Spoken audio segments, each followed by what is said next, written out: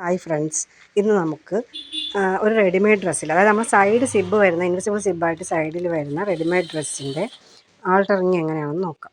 അതായത് ഷേപ്പ് ചെയ്യുന്നത് എങ്ങനെയാണെന്ന് നോക്കാം. ഇതിപ്പോൾ സൈഡിൽ സിബ്ബാണ്, അവർക്ക് സിബ്ബ് വേണം, അതായത് സിബ്ബ് കളയാതെ തന്നെ അവർക്ക് ഷേപ്പ് ചെയ്യണം.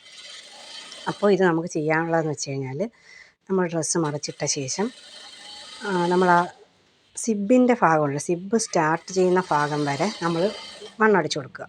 എത്രയാണോ വണ്ണം അത് നമ്മൾ ചെസ്റ്റ് റൗണ്ടിൻ്റെ അവിടെ സിബ്ബ് സ്റ്റാർട്ട് ചെയ്യുന്ന ഭാഗം വരെ നമ്മൾ വണ്ണം അടിച്ചു കൊടുക്കുക. സെയിം തന്നെ അപ്പുറം സൈഡിലും ചെയ്യുക. അപ്പുറം സൈഡിൽ വേണമെങ്കിൽ നമുക്കിങ്ങ് താഴെ വരെ അടിക്കാം, പക്ഷേ നമ്മൾ അങ്ങനെ അടിച്ച് കഴിയുമ്പോൾ അളവ് വ്യത്യാസം വരും. അപ്പോൾ ഒരു സൈഡ് കൊണ്ട് കീറിപ്പോവും. അപ്പോൾ നമ്മൾ ചെയ്യാനുള്ള ഇവിടെ ഇങ്ങോട്ട് താഴോട്ട് അടിക്കാതെ അവിടെ ആ സൈഡിൽ നമ്മൾ സിബ്ബിൻ്റെ അടിച്ചില്ലേ അവിടം വരെ മാത്രം നമ്മൾ അടിച്ച് നിർത്തുക.